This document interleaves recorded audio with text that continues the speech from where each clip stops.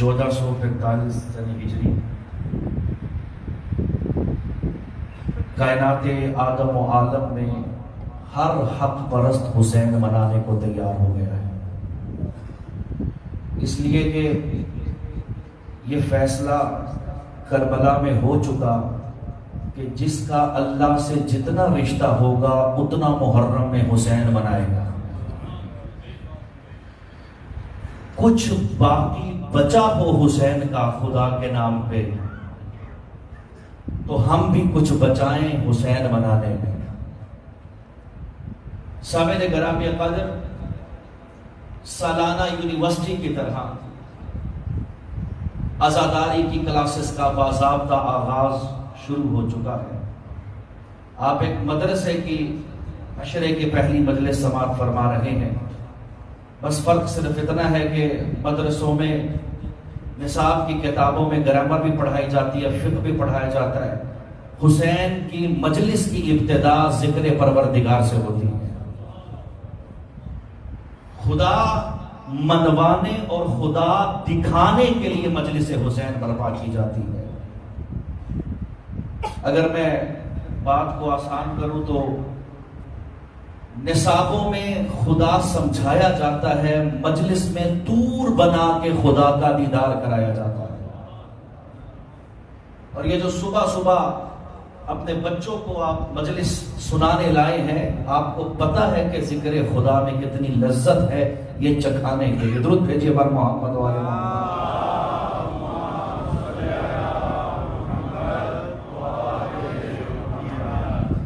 سامعین گرامی قدر، جتنی قدیم تاریخ انسانیت کی ہے برابر اتنی ہی قدیم تاریخ حق اور باطل کی ہے۔ آپ کی خدمت میں انشاءاللہ معرکہ حق و باطل کے عنوان سے جاری و ساری رہے گا۔ جب سے یہ انسان اس کرۂ ارض میں آیا ہے، معرکہ حق و باطل میں گرفتار ہے۔ سب سے پہلے آدم سپاہی بن کے ابھرا تو مقابلے میں ابلیس باطل کا ترجمان، ادھر حضرت حابیل حق کے ہادی بن کے ابھرے تو قابیل باطل کا ترجمان، ادھر موسیٰ حق کا ترجمان، ادھر نمرود اور فرعون باطل کا ترجمان۔ یہ سلسلہ چلتا رہا، لیکن پھر سن 61 ہجری جب تاریخ کا ورق پلٹایا تو ابلیس سے لے کر ابو لہب تک سارے باطل نچوڑ کے یزید کی شکل میں نظر آئے تو پروردگار نے اعلان فرما دیا، اگر ساری نجاستیں سارے باطل یزید کی شکل میں تخت حق پر براجمان ہوئے ہیں تو حسین تو اکیلا نہیں آئے گا، بلکہ تیرے ساتھ یہ ڈگری آئے گی، السلام علیک یا وارث آدم صفوت اللہ، السلام علیک یا وارث نوح نجی اللہ، السلام علیک یا وارث موسیٰ کلیم اللہ۔ حسین تو اکیلا نہیں آ رہا، بلکہ تو آدم کا بھی وارث ہے، تو نوح کا بھی وارث، تھوڑا بیدار ہونا میرے ساتھ، تو نوح کا بھی وارث ہے، تو موسیٰ کا بھی وارث ہے، تو عیسیٰ کا بھی وارث ہے، تو کملی والے محمد کا بھی وارث ہے، تو شاہ نجف کا بھی وارث ہے۔ تو اب مجھے کہنے کی اجازت دو کہ جب ایک حسین سب نبیوں کا وارث ہے تو ذکر حسین کی تکلیف صرف یزید کو نہیں ہوگی، درد نمرود کو بھی ہوگا، جسے تکلیف مجلس حسین ہوگی وہ صرف یزیدی نہیں ہوگا۔ ذرا غور سے دیکھنا، تمہیں نمرود بھی نظر آئے گا، وہاں فرعون بھی نظر آئے گا، وہاں شداد بھی نظر آئے گا۔ بھئی اسی لیے تو حسین کا یہ معجزہ ہے کہ وہ ایک ہی وقت میں تمام نجاستوں کے چہروں سے نقاب کو کھینچ کے بتاتا ہے کہ حسین کے مقابلے میں کوئی ایک باطل نہیں آئے گا۔ اسی لیے رنگ بدل بدل کے یزید حسین کا مقابلہ کر رہا ہے۔ اور یہ کس نے کہا کہ کربلا یزیدیت کا اختتام ہے؟ کربلا تو حسینیت کے آغاز کا نام ہے، ابھی تو جنگ ختم نہیں شروع ہوئی ہے۔ اور شبیر نے کربلا کی جبین پہ تحریر کر دیا تھا، مثلی لا یبایع مثلا، مجھ جیسا اس جیسے کی پتا چلا قیامت تک کے لیے یزید جیسے بھی آئیں گے، حسین جیسے بھی آئیں گے، لیکن سرکار کوئی معیار، کوئی کسوٹی، کوئی قانون پتا تو چلے کہ کس کو ہم یہ لقب دے دیں کہ یہ یزید جیسا ہے، کس کو لقب دیں یہ حسین جیسا ہے۔ آواز آئی کہ ایک ہی قانون ہے، جو کربلا میں حسین کو آنے سے روک رہا تھا وہ یزید ہے، جو مجلس حسین سے روک رہا ہے وہ یزید جیسا ہے۔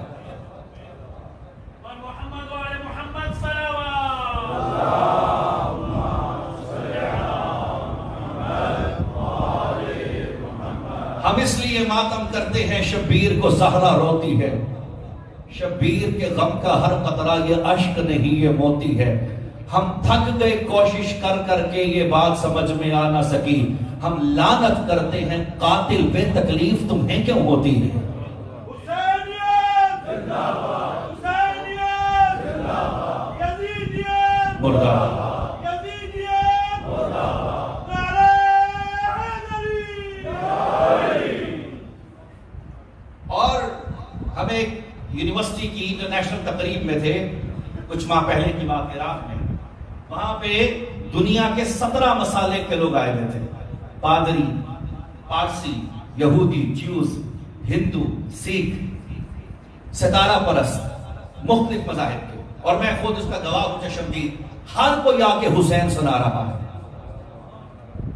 لیکن اللہ رے بدقسمتی امت محمد کی، سارے مسالک حسین کے ہیں، لیکن صرف لا الہ پڑھنے والوں میں کچھ ہیں جنہیں یزید کو رضی اللہ کی ضد ہے۔ اس لیے تو مجلس حسین برپا ہوتی ہے، ابھی بھی نقاب پوش ہیں اس کائنات، اور مسلسل رزم میں رہنا ہے۔ ہر دور میں یزید کی حمایت کے لیے آواز اٹھی۔ یہ جبریہ عقیدہ ہے، ہمارے علم کلام کی کتابوں میں مدرسوں میں پڑھایا جاتا ہے، جبریہ، مجبرہ۔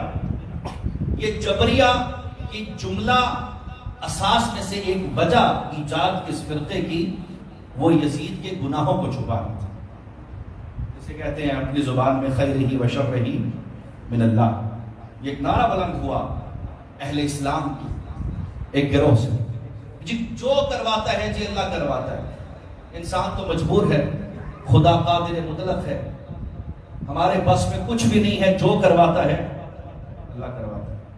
اور پھر اس کا نتیجہ لیا کہ یہ یزید، یہ جرم، یہ قتل، یہ سب افعال انسان ہیں، اور انسان کا خالق بھی اللہ، افعال انسان کا خالق بھی اللہ۔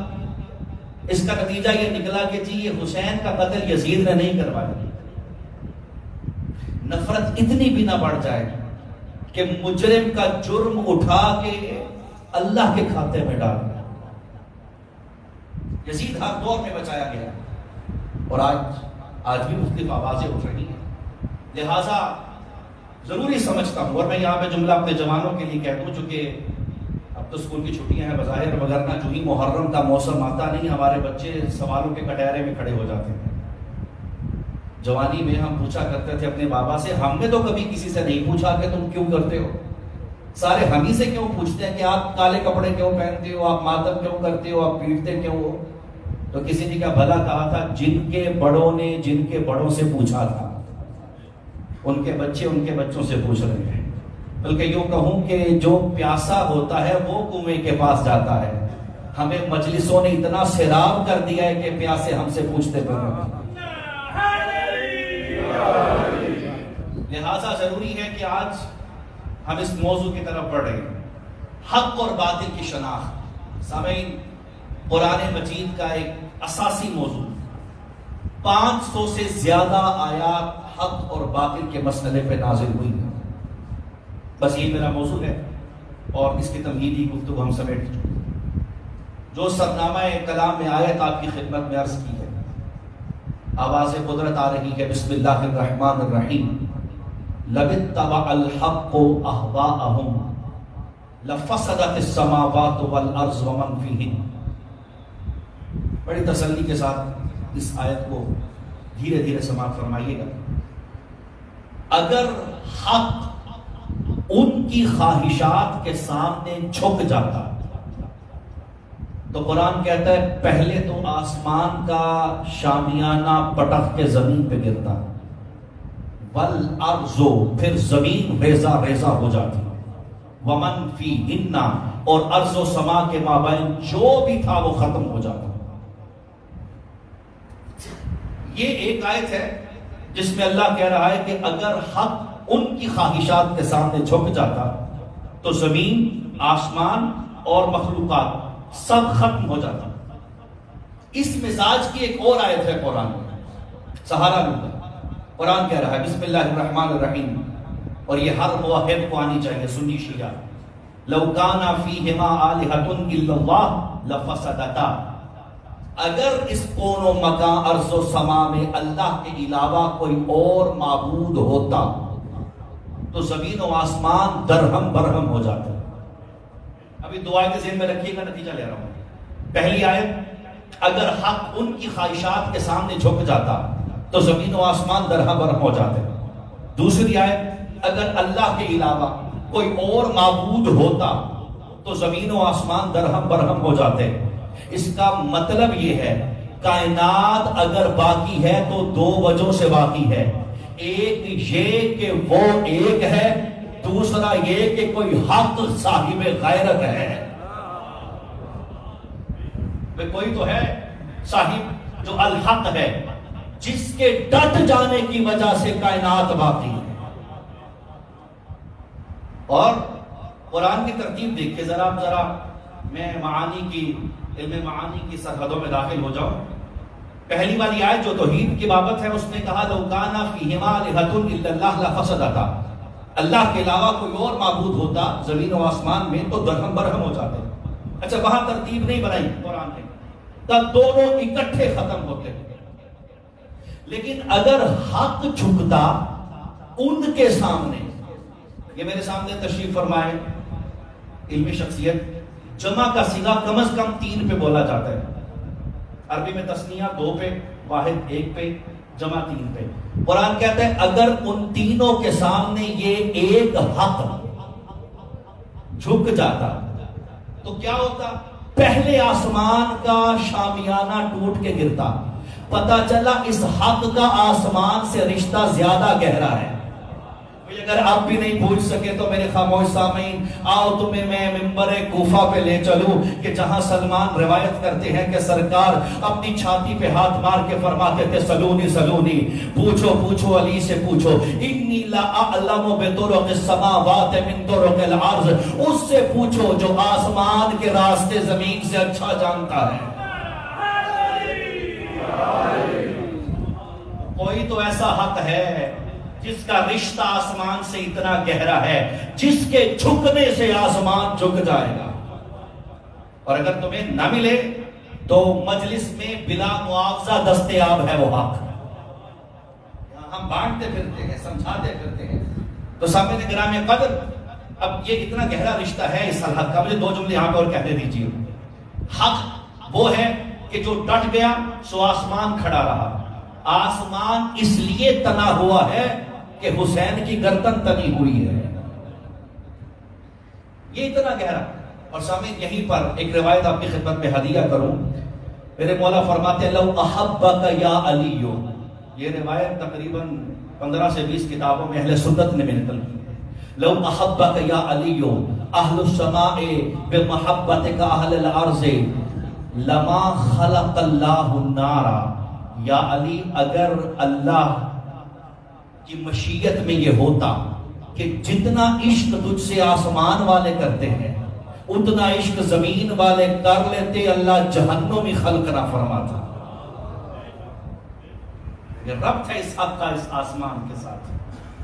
آسمان اس لیے چھاتی تان کے تنا ہوا ہے کہ ابو طالب کا بیٹا تنا ہوا ہے. اب بات آگے تو ایک اور روایت سنتے جائیے. روایت کے فقرے ہیں کہ ایک مرتبہ لما اسریا النبی الى السماء فرآ ملکا شبیہ علی فظنہ انہ علی فقال یا ابا الحسن لما قدمتنی الى هذا المکان.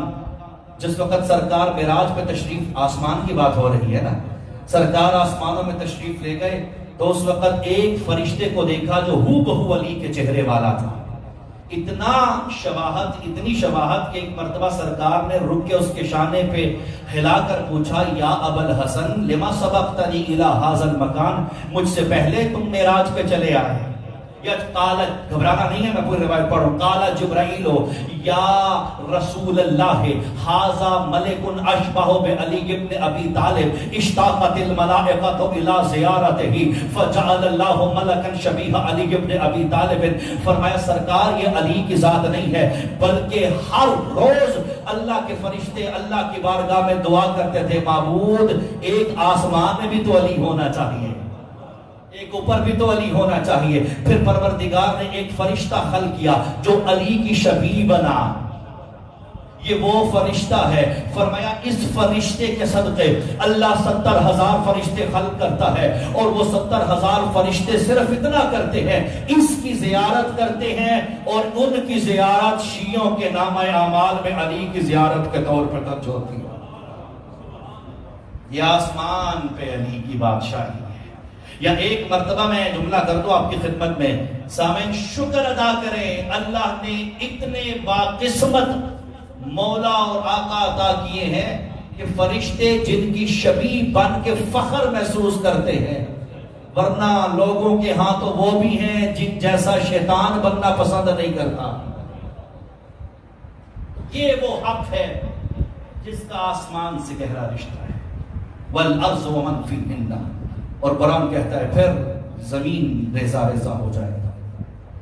اس کا مطلب صرف ایک الحق ہے. دعوت عام ہے تمام صاحبان فکر و نظر، آؤ مل کے ڈھونڈتے ہیں قرآن میں وہ الحق ہے کون. توجہات میرے ساتھ ہے انشاءاللہ، گھبرائے ہوئے نہیں ہیں. بیدار ہے تو ذرا اونچی آواز سے مجھے سہارا دیجیے گا درود کا.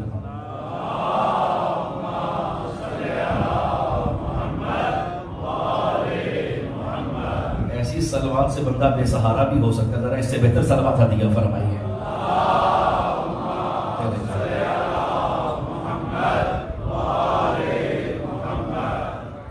بیکار انشاءاللہ ہم عرض کریں گے روایات کی روشنی میں اگر مزاج مولا ہمراہ ہو گئے تو چلتے ہیں، سفر کرتے ہیں، قرآن سے ڈھونڈتے ہیں وہ کون سا الحق ہے جس کے ڈٹ جانے کی وجہ سے کائنات باقی ہے.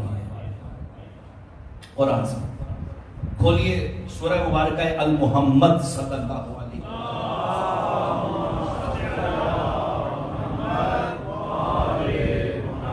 آیت نمبر 2 پڑھ رہا ہوں. اور قرآن نے صرف اتنا کہا کہ ایک الحق ہے جو نہیں جھکا، ڈٹ گیا، سو کائنات باقی. ابھی ڈھونڈتے ہیں، چلا گئے تفسیر لے کے قرآن سے کہ کون سا وہ حق ہے. اس سورہ کی آیت نمبر 2 میں ارشاد فرمایا بسم اللہ الرحمن الرحیم الذین آمنوا وعملوا الصالحات وآمنوا بما نزل علی محمد وهو الحق من ربک. فرمایا وہ لوگ جو ایمان لے آئے اور انہوں نے عمل صالح کیا، اور وہ ایمان لے آئے اس پر جو محمد پر نازل ہوا. معبود وہ جو محمد پر نازل ہوا اس کی تعریف کیا ہے؟ وَهُوَ الْحَقُّ مِن رَبِّكَ، وہ ہے الحق جو تیرے رب نے بنایا ہے. لیکن ہم نے الحق ڈھونڈنا ہے. اب قرآن نے یہاں پر نشانیاں دے دی، 3 نشانیاں. تھوڑا غور کریں گے میرے ساتھ تو لطف آئے گا. قرآن کہہ رہا ہے الذین آمنوا، وہ جو ایمان لائے، وعملوا الصالحات. پھر رکنا یہاں پر، وہ جو ایمان لائے، کس پر ایمان لائے؟ اللہ پر نہ، رسول اللہ پر. جب ہی قرآن مطلق بولے ایمان، اس کے معنی ہے اللہ اور رسول پہ ایمان. الذین آمنوا، جو ایمان لائے اللہ پر اور رسول اللہ پر. ختم. وعملوا الصالحات، اور انہوں نے عمل بھی اچھا کیا. قرآن کہتا ہے وآمنوا، اور پھر وہ ایمان لائے.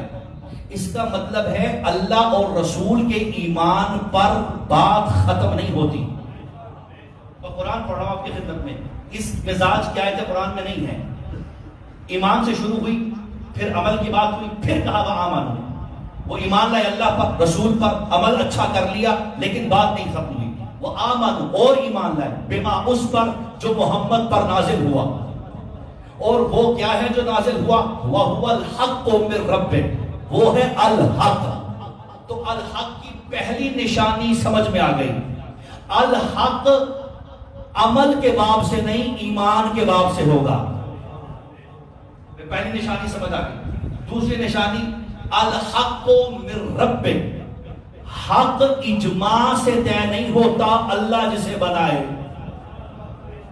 دوسری نشانی. تیسری نشانی بما نزل علی محمد، حق وہ ہوتا ہے جو محمد پر نازل کیا جائے. اب پھر قرآن کا سہارا لوں گا. تیسری نشانی سے مجھے ربط مل گیا. جو محمد پر نازل ہوا قرآن کہتا ہے وہ ہے الحق. پھر قرآن کا سہارا لیا. یا ایھا الرسول بلغ ما انزل الیک من ربک وان لم تفعل فما بلغت رسالتہ واللہ یعصمک من الناس. اے رسول پہنچا دے وہ جو تجھ پر نازل ہوا. اب 121 تفسیریں سنی شیعہ کی گواہ ہے کہ یہ آیت فقط ولایت علی کے لیے اتری ہے. بھئی اب میرے ساتھ تسلسل کا سفر کرنا. یہ آیت کہتی ہے کہ جو نازل ہوا وہ ولایت علی. ادھر سورہ محمد کی آیت نمبر 2 نے کہا جو نازل ہو وہ حق. ادھر سورت نے کہا جو حق ہے وہ ڈٹا ہوا. تو مجھے کہنے کی اجازت دو نا، قرآن میں لکھا ہوا ہے کہ کائنات اس لیے باقی ہے کہ علی کی ولایت باقی ہے.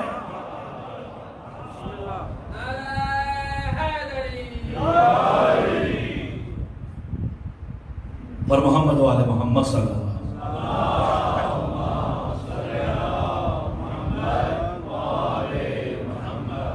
وہ الحق ہے کہ جس کے استقامت کی وجہ سے کائنات کا نظام چل رہا ہے. اب یہ سامعین ناانصافی ہوگی کہ ہم اس حق کی بات تو کر دیے کہ جس سے کائنات شروع ہوئی، اس کو چھوڑ دیں کہ جس کے صدقے کائنات باقی ہے. اللہ تم سب کو سامرہ لے جائیں. سامرہ سرداب غیبت میں جا کے بڑا درد کا مقام ہے، جہاں انسان سوچتا ہے یہاں سے ہم سے ہمارا امام چھینا گیا تھا. وہاں پہ کہا جاتا ہے سلام علی الحق الجدید والعالم الذی علمہ لا یبید. سلام قبیلہ حق کے سب سے آخری حق مہدی پر سلام.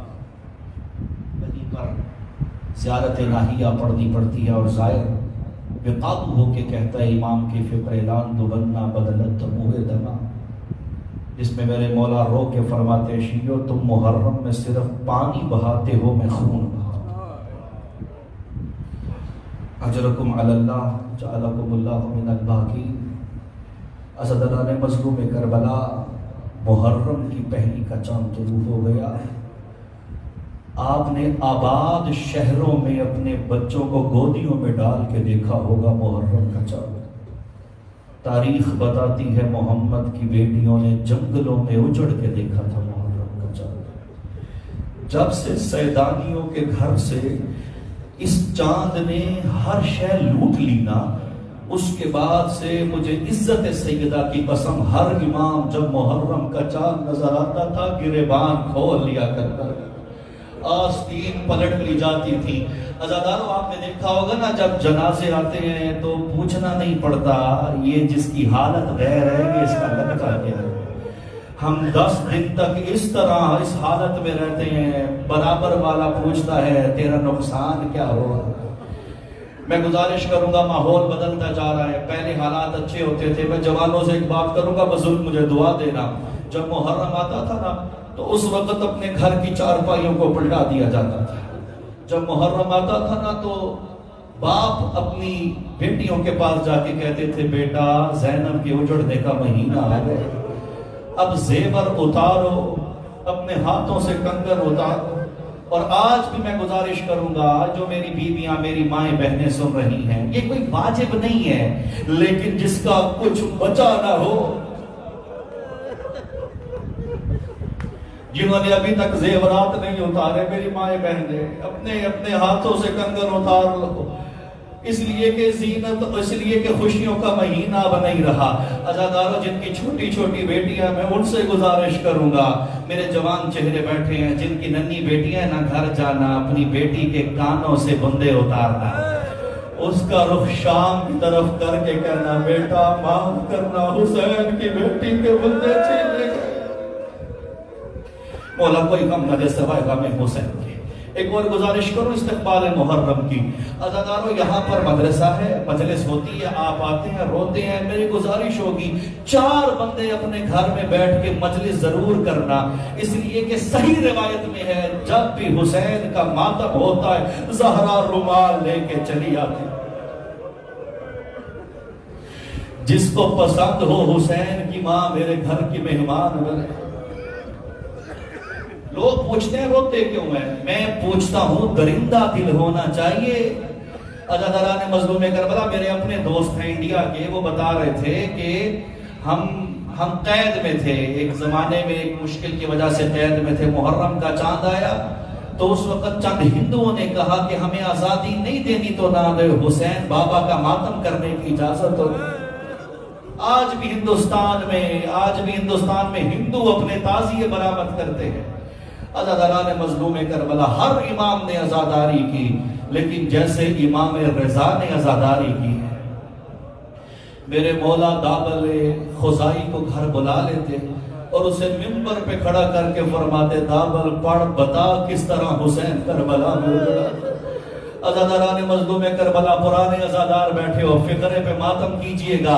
یا ایک مرتبہ دابل کہتا ہے، میں نے مرثیہ شروع کیا، فرائیت یمیناً و شمالا فما وجدت الاماما، میں نے دائیں دیکھا امام نظر نہیں آئے، میں نے ادھر نظر بڑھائی امام نظر نہیں آئے۔ پہنچ گئے نا جو پرانے عزادار ہیں، دابل کہتا ہے میری نگاہ پڑی وہاں جہاں جوتیاں پڑی ہوئی تھی۔ غریب الغرباء والی خراسان نالین پہ بیٹھ کے کہتا ہے میں نے حسین کا غم یہاں منانا ہے۔ عزاداران مظلوم کربلا، یا دابل نے یہ شعر پڑھا، یا فاطم قومی قد مات الغریب بالتفی مذبوحا والراس خضیب، اے فاطمہ عرش چھوڑ دیکھ تیرے حسین کا سر ذبح ہو گیا، اے فاطمہ دیکھ کس طرح تسلی سے حسین مارا جا رہا ہے، اے فاطمہ دیکھ جس طرح کوئی مینڈھا ذبح کیا جاتا ہے۔ عزاداران مظلوم کربلا اسی فقرے پہ پہنچے تھے دابل، یا ایک کنیز پردے سے آواز کو ہلاتی ہے کہ آواز آہستہ کرو، حسین کی بہن بے ہوش ہو گئی۔ میں کہوں گا واہ بی بی، وطن میں زینب کا مصیبت سن کے بے ہوش ہونے والی، سلام تیری پھوپھی اماں زینب کے صبر پہ۔ کمینے ناچتے جاتے تھے اور کہتے جاتے تھے یہ تو سر کو جھکائے کھڑی ہے۔ اجرکم علی اللہ جعلکم اللہ من الباقین۔ عزاداران مظلوم کربلا، بس ایک روایت اور بات کو ختم کرتا ہوں۔ میرے امام ششم نے خود اپنے ہاتھوں سے نیاز پکائی، مجلس منعقد کی۔ اب ذاکر مجلس پڑھنے کو آیا، وہ مجلس پڑھے جا رہا تھا، امام ایک ایک مومن کا چہرہ دیکھتے تھے، یا ایک مومن کے قریب گئے، شانہ ہلا کے میرے مولا نے، یہ 10 محرم تک یاد رکھنا روایت، شانہ ہلا کے فرمایا لما لم تبکی علی غربت جد الحسین، اور میرے جد حسین کی غربت پہ روتا کیوں نہیں؟ اس نے اپنا گیلا رومال اٹھا کے کہا دیکھو میں رو تو رہا ہوں۔ میرے مولا نے فرمایا احتقلت الام علی شبیبہا، اتنا بتا جس بوڑھی کا جوان مر جائے کیا آنسو چھپا کے روتی ہے؟ کا نہیں بولا، کیسے روتی ہے؟ کا وہ سر سے چادر اتارتی ہے، چہرے کا ماتم کرتی ہے۔ مولا فرماتے ہیں جب حسین پہ رونا ایسے رونا جیسے بوڑھیا جوان کے جنازے پہ روتی ہے۔ اسی لیے میرے مولا نے کہا ہاتھوں کو بلند کرو، میں دعا دوں، اللہم ارحم الصرخۃ التی ہی کانت لنا، اللہ ان چیختی آوازوں پہ رحم کرنا جو حسین کی غربت سن کے